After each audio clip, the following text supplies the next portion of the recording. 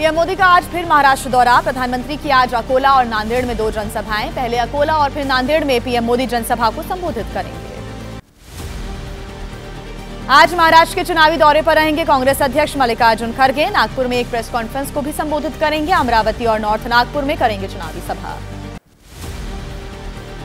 गारंटियों का हिसाब देंगे कांग्रेस शासित राज्यों के मुख्यमंत्री। मुंबई में हिमाचल के सीएम सुक्खू, कर्नाटक के डेप्यूटी सीएम डीके शिवकुमार देंगे हिसाब। महाराष्ट्र विधानसभा चुनाव में एआईएमआईएम ने झोंकी पूरी ताकत। औरंगाबाद सेंटर में ओवैसी करेंगे पैदल दौरा। औरंगाबाद ईस्ट में रैली को संबोधित करेंगे असदुद्दीन ओवैसी। महाराष्ट्र के सांगली में चुनावी रैली में केंद्रीय मंत्री अमित शाह ने अगले सीएम को लेकर अपना इशारा दे दिया है। कहा, महाराष्ट्र में नेता के रूप में देवेंद्र फडणवीस सबकी पसंद है। महाराष्ट्र के विधानसभा चुनाव को लेकर मुख्य चुनाव आयुक्त का निर्देश। महिलाओं के खिलाफ आपत्तिजनक और अशोभनीय टिप्पणी करने वालों के खिलाफ कड़ी कार्रवाई हो।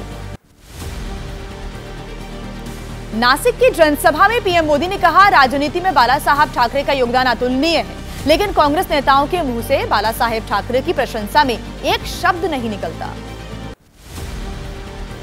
पीएम मोदी के बयान पर कांग्रेस का पलटवार। कांग्रेस प्रवक्ता सचिन सावंत ने कहा, बाला साहब ठाकरे से बीजेपी को इतना प्रेम है तो फिर उनकी शिवसेना पार्टी को क्यों तोड़ा।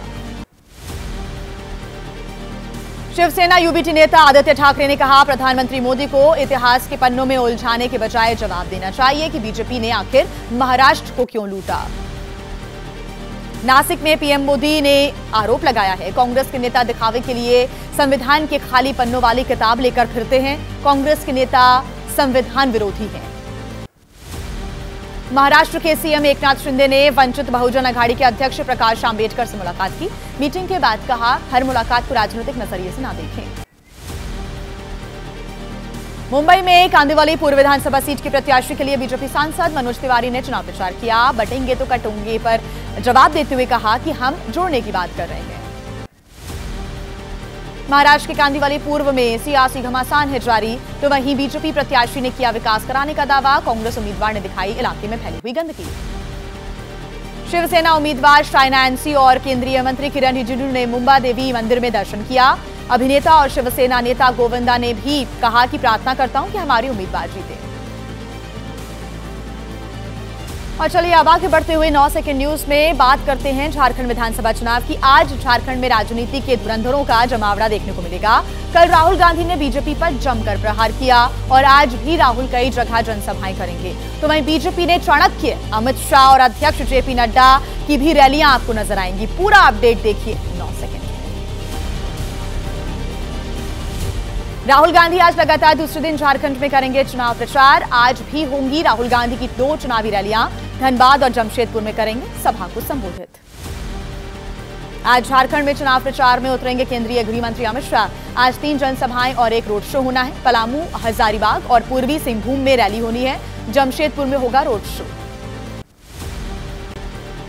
बीजेपी अध्यक्ष जेपी नड्डा आज झारखंड में भरेंगे चुनावी हुंकार। पलामू और रामगढ़ में होंगी जेपी नड्डा की जनसभाएं। शाम को रांची में डॉक्टर से करेंगे संवाद। झारखंड में चुनाव से पहले जेएम को लगा बड़ा झटका। पार्टी के 2 नेता धरणीधर मंडल और शैलेंद्र मंडल बीजेपी में शामिल हो गए हैं। रांची में दोनों को हिमंता विश्व शर्मा ने दिलाई पार्टी की सदस्यता। हेमंत सोरेन पर बरसे मध्य प्रदेश के सीएम मोहन यादव। सोरेन परिवार को बताया राम विरोधी। कहा, रामलला के दर्शन करने सोरेन परिवार का कोई भी सदस्य नहीं पहुंचा अयोध्या। यूपी के सीएम योगी आदित्यनाथ आज उपचुनाव के लिए 3 जनसभाओं को संबोधित करेंगे। खैर, करहल और सीसामऊ विधानसभा क्षेत्रों में रैली करेंगे सीएम योगी आदित्यनाथ।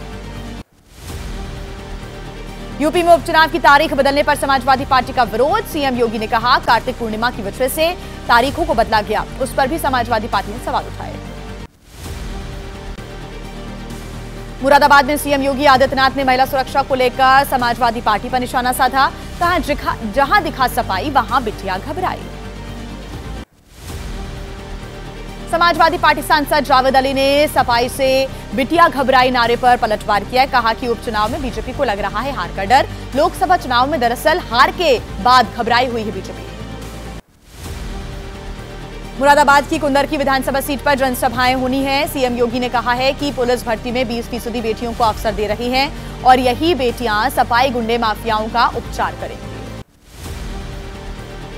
बिहार में विधानसभा उपचुनाव के लिए आज चुनाव प्रचार में उतरेंगे सीएम नीतीश कुमार। एनडीए प्रत्याशियों के समर्थन में प्रचार करेंगे। आज तरारी और रामगढ़ में होंगी जनसभाएं।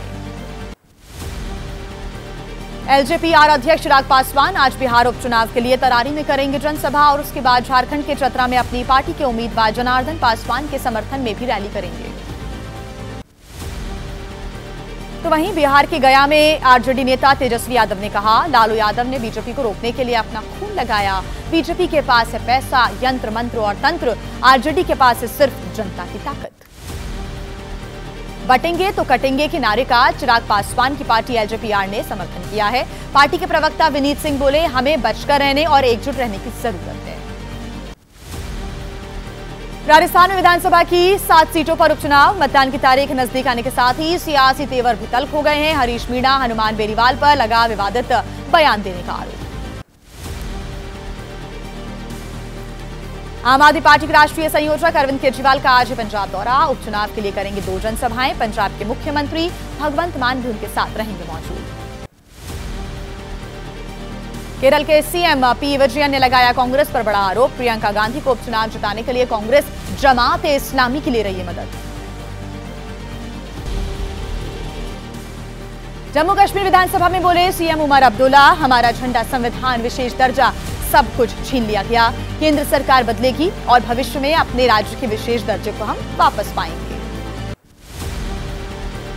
नेशनल कॉन्फ्रेंस अध्यक्ष फारूक अब्दुल्ला ने कहा, 5 अगस्त का केंद्र का लिया गया निर्णय हमारे साथ था न्याय, लेकिन एक दिन जम्मू कश्मीर का जो दर्जा है वो वापस मिलेगा। अमित शाह ने राहुल गांधी पर निशाना साधा, कहा आपकी 4 पीढ़ियां अनुच्छेद 370 वापस नहीं ला पाएंगी। उद्धव ठाकरे औरंगजेब की कब्र पर जाने वालों के साथ खड़े हैं। महाकुंभ को लेकर अखिल भारतीय संत समिति ने कहा, किसी भी गैर हिंदू को दुकान लगाने की अनुमति नहीं मिलनी चाहिए। हलाल प्रोडक्ट्स के साथ दुकान लगाने की मंजूरी नहीं मिलनी चाहिए। कथावाचक राजीव लोचन महाराज ने दी 4 बच्चा पैदा करने की सलाह, कहा छठी माई की है रक्षा करने की जिम्मेदारी। विश्वनीत पत्थर AK-47 लेकर खड़े हुए हैं। हिमाचल प्रदेश में सीएम को भेजे समोसे, केक कर्मचारियों को परोसने का मामला। सीआईडी जांच पर जारी है सियासत। विरोध में बीजेपी युवा मोर्चा आज निकालेगा समोसा मार्च। बीजेपी नेता जयराम ठाकुर ने निशाना साधा है, कहा है कि हिमाचल में एक समोसा सरकार विरोधी कृत्य कैसे हो सकता है।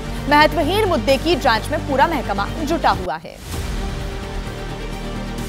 कांग्रेस नेता अजय माकन ने आम आदमी पार्टी और बीजेपी पर निशाना साधा, कहा केजरीवाल के कुशासन और बीजेपी आपके गठजोड़ के खिलाफ न्याय यात्रा है। ये जनता का ध्यान भटकाने के लिए लड़ रही है आप और बीजेपी। कांग्रेस नेता पवन खेड़ा ने साधा निशाना। सोशल मीडिया प्लेटफॉर्म एक्स पर पोस्ट कर लिखा, मणिपुर में एक टीचर 3 बच्चों की मां की हत्या हुई। निश्चित तौर पर पीएम चुनाव प्रचार में व्यस्त रहे। लोहरदगा में राहुल गांधी ने लगाया आरोप, बीजेपी ने मणिपुर को जला दिया। हरियाणा चुनावों में जाटों को गैर जाटों के खिलाफ भड़काया, यही बीजेपी का चरित्र है।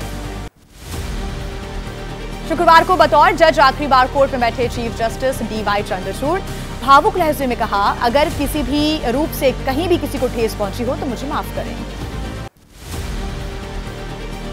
10 नवंबर तक पद पर हैं देश के 50वें चीफ जस्टिस चंद्रचूड़। अगले CJI होंगे संजीव खन्ना। जस्टिस चंद्रचूड़ ने कहा है कि न्यायपालिका को एक सक्षम नेतृत्व के हवाले करते जा रहा हूं।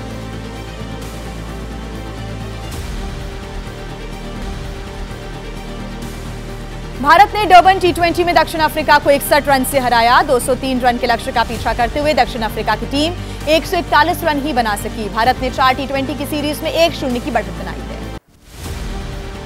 संजू सैमसन ने दक्षिण अफ्रीका के खिलाफ डर्बन T20 में 47 गेंद पर 23 शतक जड़ा। 107 रन की पारी में संजू सैमसन ने 10 छक्के और 7 चौके मारे। T20 में लगातार 2 मैचेस में 2 शतक मारने वाले संजू पहले भारतीय खिलाड़ी बन गए हैं। भारत के लिए वरुण चक्रवर्ती ने 3 विकेट लिए। दक्षिण अफ्रीका के खिलाफ वरुण ने 4 ओवर्स में सिर्फ 25 रन ही बनाने दिए, तो वहीं उन्होंने क्लासेन और मिलर जैसे खतरनाक बल्लेबाजों को पवेलियन लौटा दिया। डर्बन T20 में रवि बिश्नोई ने दक्षिण अफ्रीका के 3 बल्लेबाजों को आउट किया है। उन्होंने 4 ओवर्स में सिर्फ 28 रन ही दिए।